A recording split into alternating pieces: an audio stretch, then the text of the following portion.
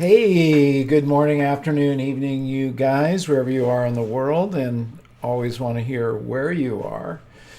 I hope you're doing well in the end of the first quarter. Tomorrow is the end of the first quarter of 2023. Hard to believe it's already one quarter of the way done here. Wild, isn't it?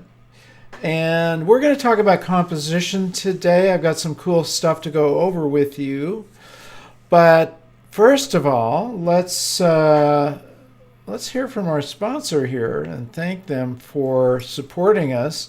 That's Bay Photo Lab, and you have heard me talk a lot about making prints. You should have prints on your wall, and these are their current specials. You can get 15% off on acrylic prints. Those are actually really cool, and you can make them into blocks like you see here. You could put them together on your wall. They have a really great feel to them. There's almost like a three-dimensional feel. I actually have used one just recently. I have a photograph for sale using that acrylic print, and that's 15% off. So you guys can grab one of those after the show. Also, metal prints, I also use those. Those can be really cool as well. All these things you have to look at the print and go, well, does this make sense for this particular use? And that's why they have so many different ways you can print your stuff. And then canvas wraps are cool because see how they wrap around there? And you don't need a frame. That comes right off the wall. Again, it gives it kind of a depth feeling. So that's pretty cool. Those are 20% off. And as always, you'll get 25% off on your first order, and Jared just put the coupon in there so you can grab one of those after the show. All right, so let's talk about composition. Well, I'm actually going to start with something, an ABC. ABC means always be curious. This is the kind of the entry point of composition. You should always look around and be curious about your environment. What is in the environment? Where is the photograph? What could I capture that would be interesting? But it's not just about capturing photographs. It's also about just being interested in general. This is, oh boy, that green screen's interfering with it.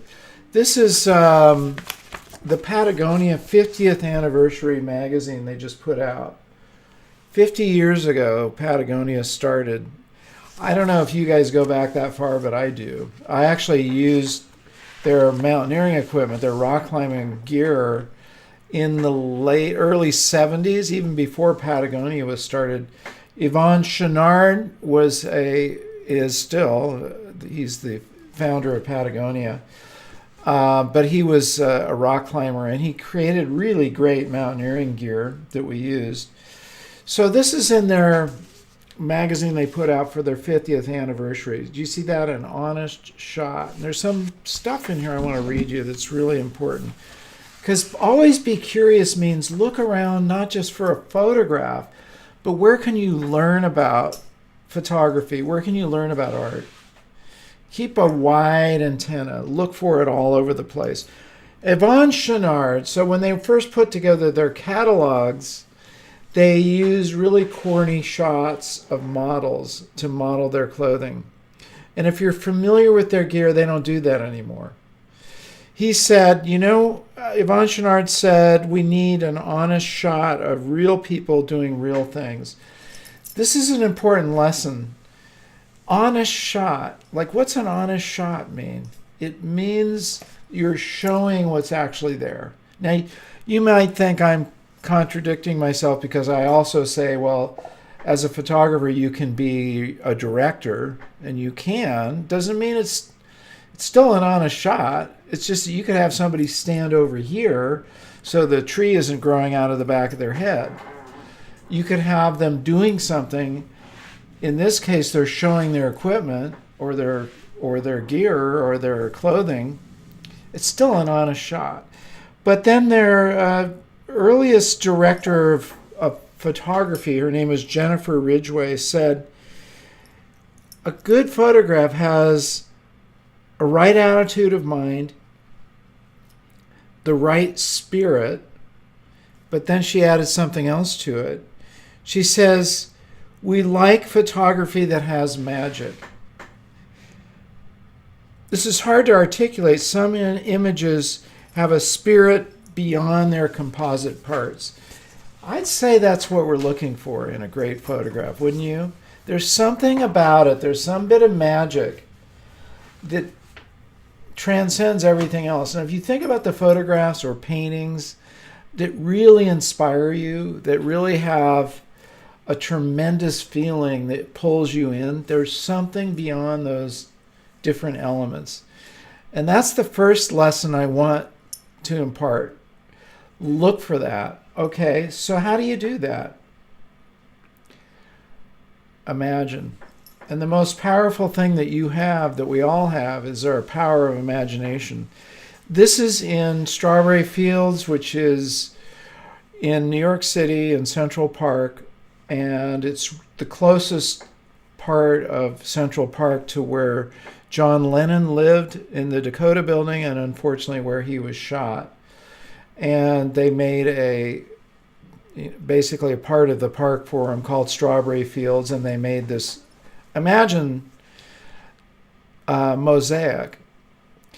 And composition starts not with a camera, but with your imagination and your ability to look and visualize a photograph. So let's look at that. Visualization, if you've read any of my books, you know that that's where it all begins. You visualize a photograph. That's the power behind the camera. That's you with your mind and your power of vision. And, you know, when I asked Chase Jarvis early on, what does visualization mean to you? And he said, it's you getting the idea, but it's before you even have the camera pressed to your face. Because the camera pressed to your face is going to immediately limit your view just like that. So he said, look at the whole scene and look for the photograph. That's actually really, really important advice, as simple as that seems. When you go out to photograph, don't immediately put a camera to your face. Look around. You got to look for the photograph. You got to spot it. And a camera just gets in the way. Bob Holmes said the thing is, you want to learn your camera so well it doesn't get in the way of your photography.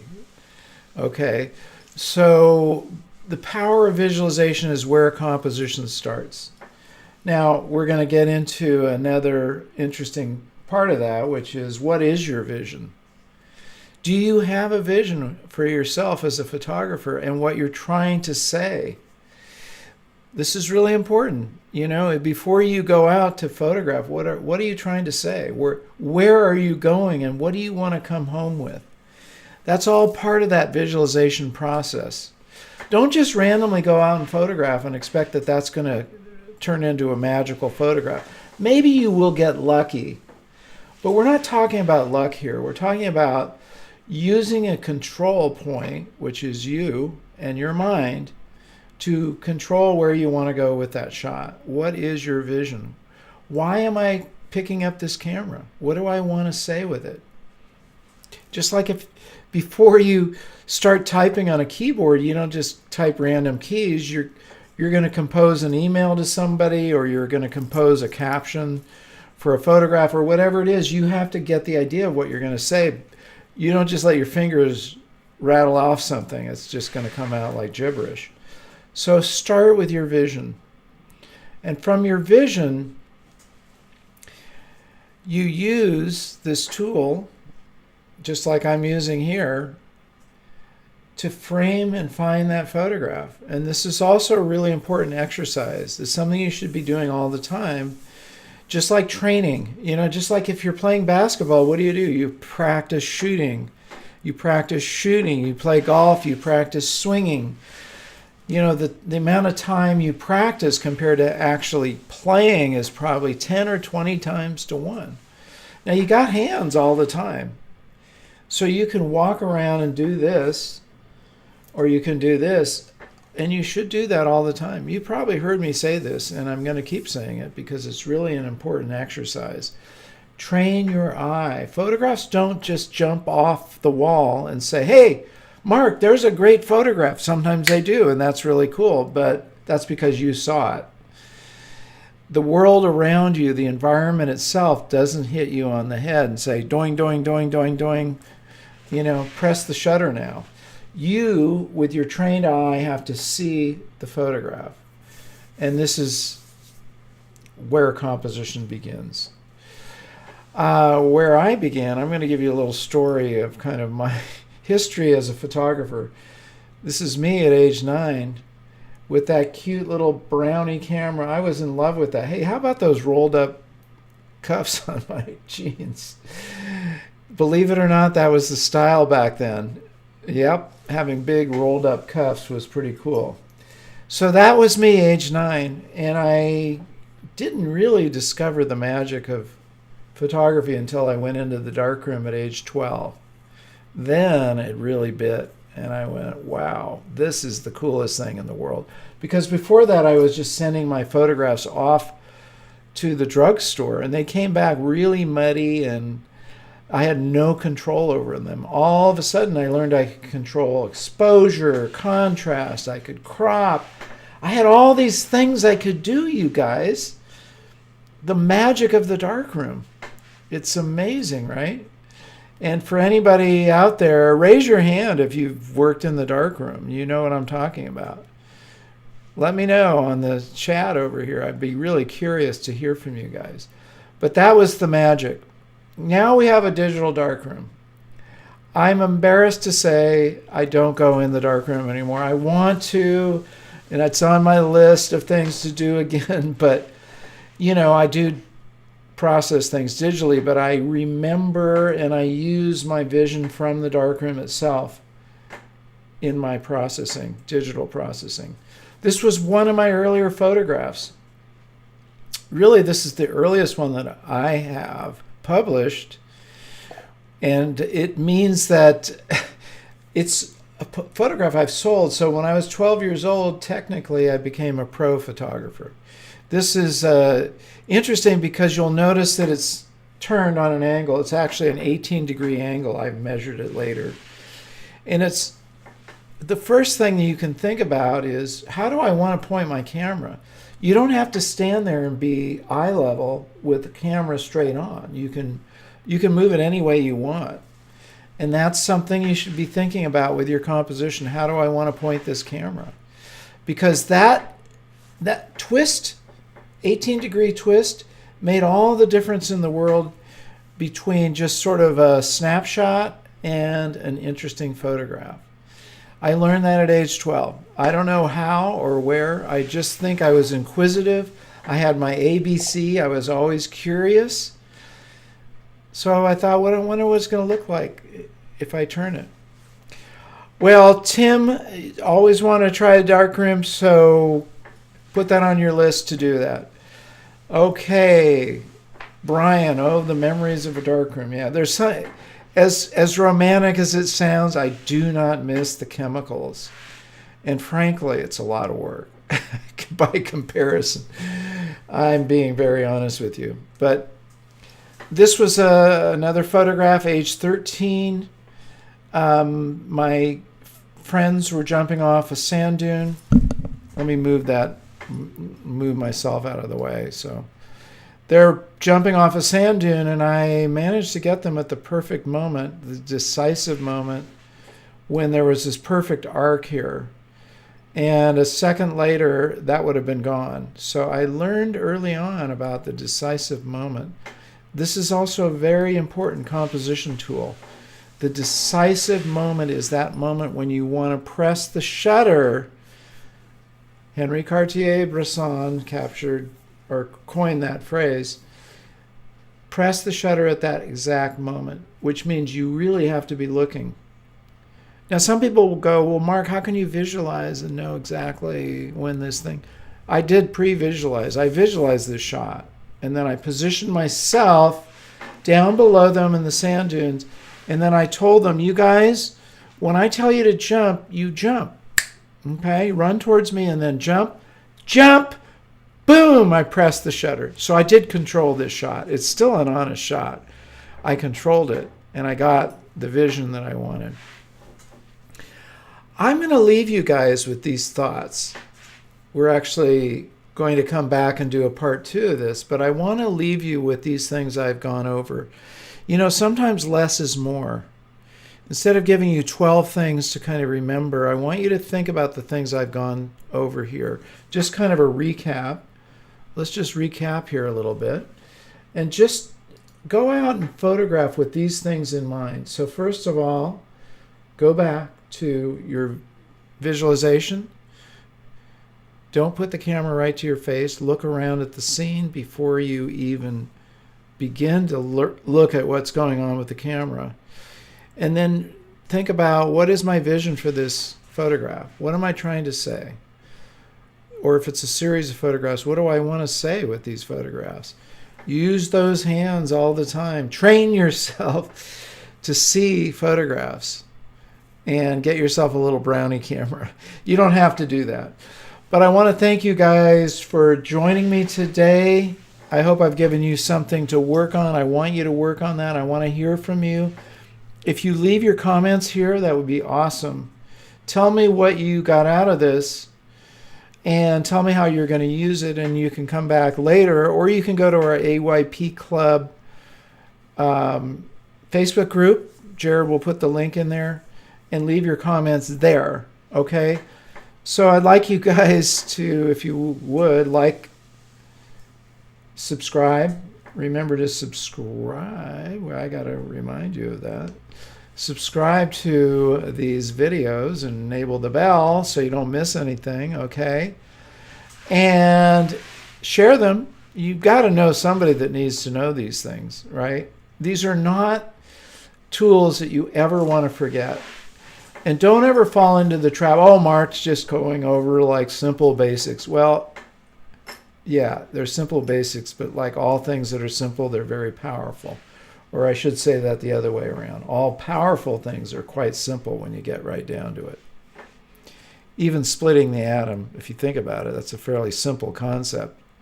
It may have complex parts to it, but the idea of splitting it and opening up all that energy is a fairly simple concept.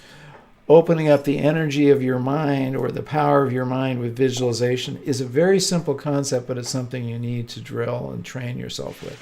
Okay, you guys, don't go away on the live show. So thank you for joining me, and remember to get out and capture your own images of life.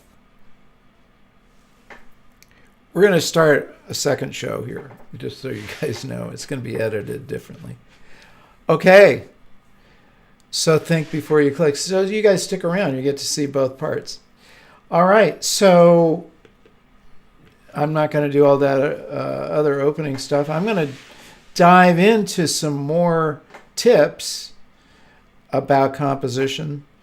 And let's do it, you guys. So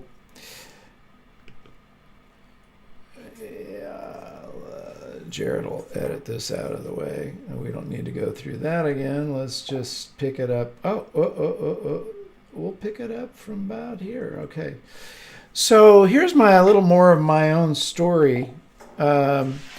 Age 13, I was really a serious photographer, and I'd already gotten pretty good. So the next stop, I mean, obviously there's a lot of stuff in between, but the next stop, and I'm kind of covering ground, my own learning process as far as composition goes. So this camera was given to me by my uncle, Sambo. That's what we called him, Uncle Sambo. Uncle Sambo was a really colorful guy. He was a naval aviator. World War II, he was a Top Gun pilot. Have you guys seen Top Gun? Top Gun 1 and Top Gun Maverick? Well, he was World War II version of that. Pretty amazing. But he was also an avid photographer, and he had this Rolleiflex that one day he sent to me. This box arrived, and I opened it, and there's this Rolleiflex. Wow, that was so cool. I got lots of rolls of film, and I went from shooting 35 millimeter, it's about like this, to shooting 2 1/4 square, which is about like that. It's a medium format, much bigger real estate in terms of a negative. And what's also cool about that camera is you look in, it's a twin lens, so you look through the top down, and this top lens is what you see through, and the bottom lens is what you use to actually photograph. Very cool camera. And so I kind of look like this. This is what I look like about that age. I talked my principal into letting me go to Mexico in my senior semester, the last semester of my senior year in high school. I didn't go to high school. I went to Mexico. Kind of amazing, right? It's in my book, Create. You can read all about it. And I went to an area above Mazatlan as part of a project to build a medical dispensary. There were only like 6 of us. There's the teacher, and we started off with 4 high school kids, and it got whittled down to 2 of us. 2 of them only stayed a few weeks, and one of them only stayed a week, and he bailed out, and then somebody else stayed another couple of weeks, and then a good friend of mine actually stayed the other couple of weeks. And then it was like 3 of us from the United States, and then we were working with the locals here. So this was a lesson in composition. This is framing. Framing is like using your chef's knife. You're going to use it all the time, and there's many variations of framing. Many, many, many different variations of framing. But I love framing. It's an incredible tool.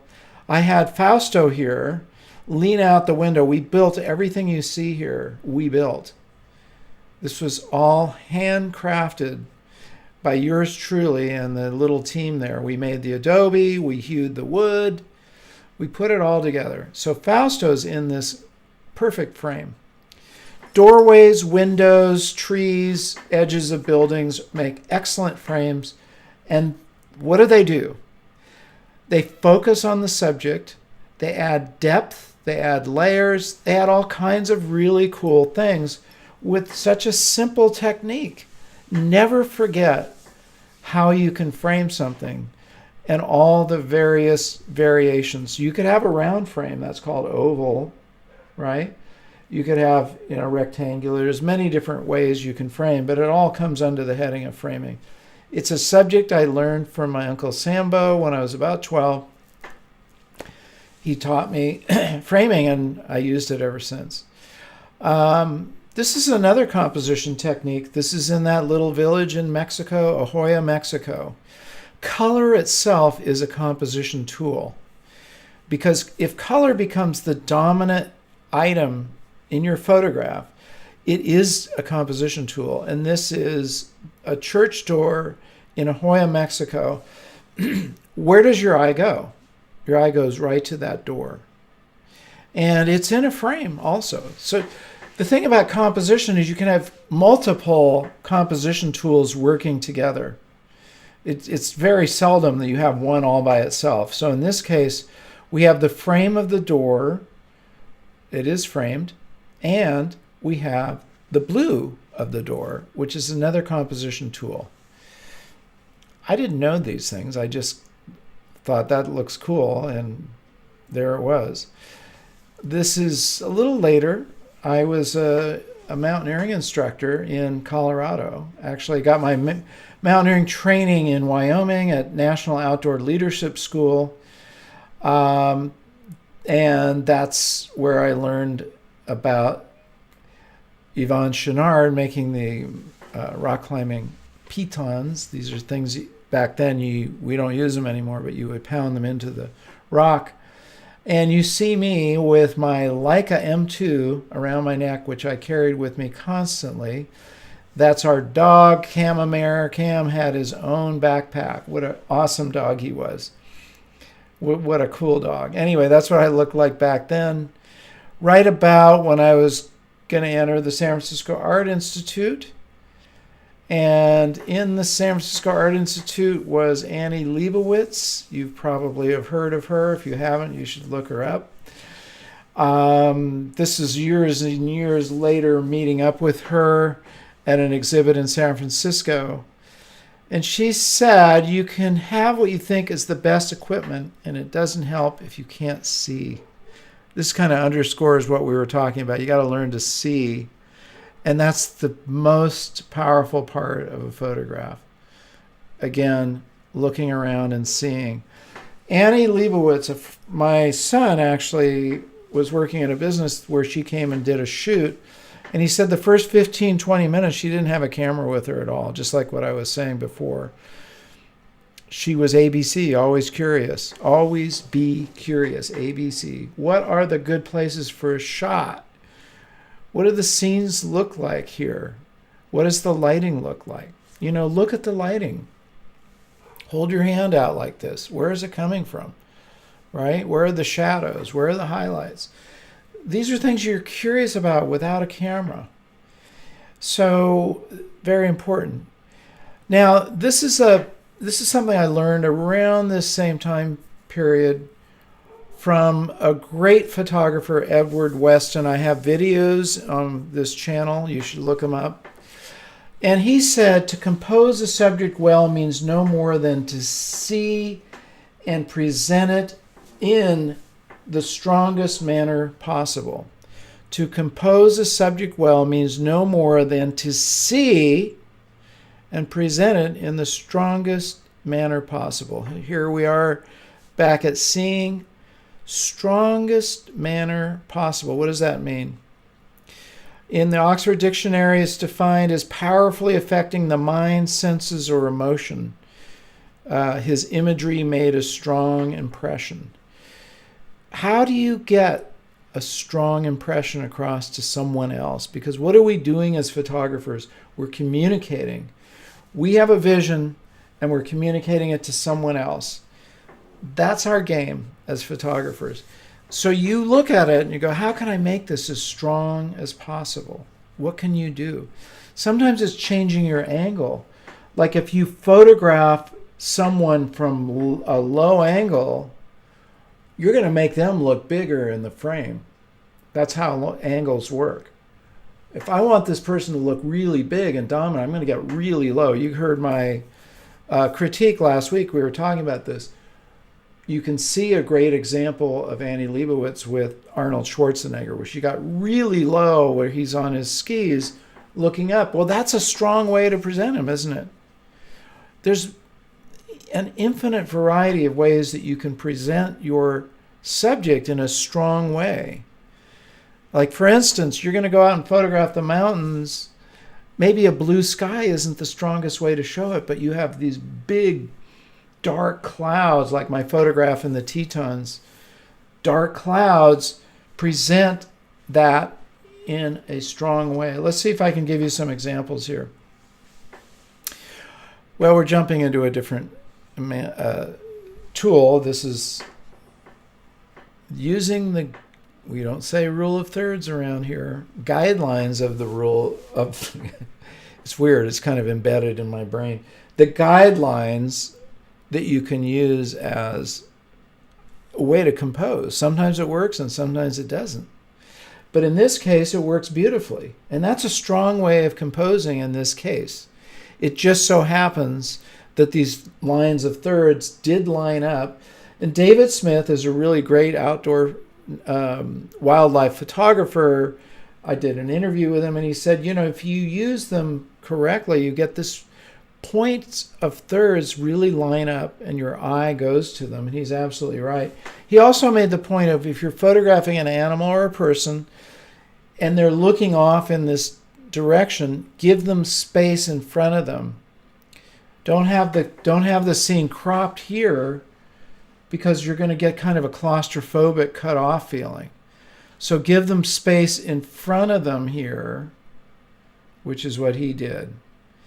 And that's using your lines of thirds, your points of thirds, and it can work, and it often does work, but not always. Don't get stuck in that, like every photograph I take has to follow the quote rule of thirds. As Bob Holmes said, you're going to get boring looking photographs.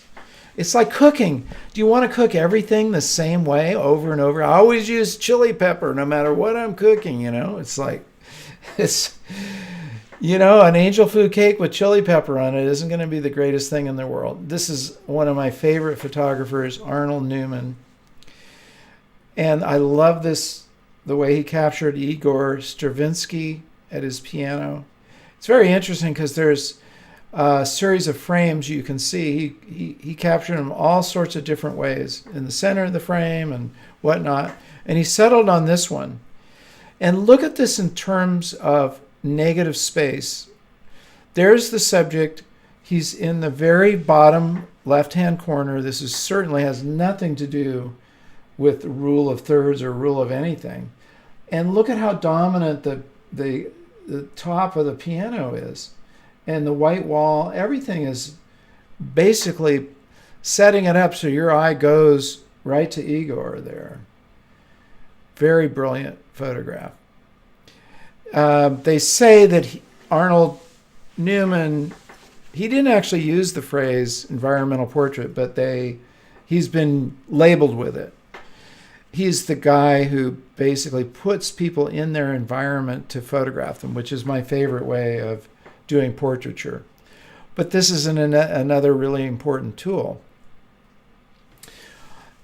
Here's another compositional technique. It's called triangular composition. Triangles have been used in art. You can go back to Da Vinci. You can look at many different artists use a triangle because it's a very powerful way of composing. And you can see triangles in a lot of different ways. Obviously, Half Dome here in Yosemite is a perfect example of triangular composition. It's a really cool tool if you find it. One of the reasons you want to know these different composition techniques, and you should have my book. If you don't, you should order it, because there's 83 compositional guides, the ones I've been talking to you about, and a whole lot more. You should carry this around in your camera bag, folks. You can get the digital copy and have it on your phone if you want as well. Jared can put a link in there where you can actually buy it. You should buy this book if you don't already have it. This is going to open up your eyes to all sorts of ways of composing. And if you know what these tools are, you're going to start seeing them. There's a term for that, and I forget what it is, but you know when you learn something, let's say you're going to buy a certain car, and you're buying a Land Rover, and all of a sudden you see nothing but Land Rovers. There's a term for that, and I'm forgetting what it is. If somebody knows what it is, put it in the chat. This is our friend Bob Holmes talking about gesture. I'll move myself so I'm not in the way of his amazing photograph. So notice how he lined up. This is brilliant here, how he lined up the feet to be right in between this one's legs. Perfect timing, and then the gesture of the hand. Really, really important, and a really cool way to photograph. So he had to be right on that and get the decisive moment, because that wasn't going to sit around, a second later, those legs have moved, and that photograph is no longer there anymore, okay? I'm going to cover one or two more, and then we're going to kind of recap here. So back the other way, Bob Holmes again, our favorite photographer. This guy's amazing. Diagonal lines add the feeling of vitality here. You see these diagonal lines. Also notice their feet are up, which gives the feeling of motion. He won multiple awards for this. And this is, again, the decisive moment. He had to click the shutter right at the right moment. We have a video of him describing how the first woman came out. He got that shot. The second one, he got that shot. The third, and it was the fourth that brought this into the magical photograph. This is the magic that we're talking about. All right, I've given you guys a lot to work on. The key thing is always be curious. Go out in your environment and be curious. Where is that photograph? How can I get the strongest shot possible? How can I strengthen? Look at it. What if you move just a little bit over this way? What if you move a little bit over that way? What if you moved up a little bit? Maybe you got lower. What is it going to make this into a really strong photograph? And use the effort to get there. Action, motion on your part. Let's not be lazy as photographers and shoot everything at eye level. You know, maybe it's something you've got to get up really early in the morning to get that most powerful shot. Or you got to stay out late, you know, into the golden hour or the blue hour. You know, the thing about it is photography should be work. And one of the things that's happened in our digital age is become so flashy that we forget we have to work for it. Okay, I'm now preaching a little bit. But just be willing to get out there and work, okay? Has this helped you guys? I hope these tools help you. I want you guys to let me know in your comments here how you're using these. You can also go to AYP Club and comment there. I really want to hear back and forth with you. And ideally, if you go to AYP Club, you can actually post your photographs and talk about how you've used these different tools. That's really helpful. Okay, so that's what I wanted to cover for today. I want to remind you guys, please do subscribe. It helps me, it helps you, and enable the bell. And like this video, leave your comments, share it. You got to know some other photographers need to hear these things, okay? And last but definitely not least, I want you guys to say this with me. This finger, I slammed that in a door. It's going to take like a year for my finger to grow back.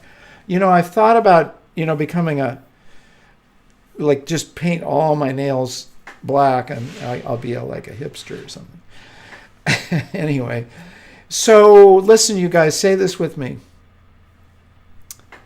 Remember to get out and capture your own images of life. Thank you guys for joining me. Stay tuned and watch the rest of my videos on my channel, okay? There's a lot of information there. And follow me on Instagram right there at Mark Silver because I have stuff coming out in between these shows. Okay, you guys, take care, stay creative. See you soon.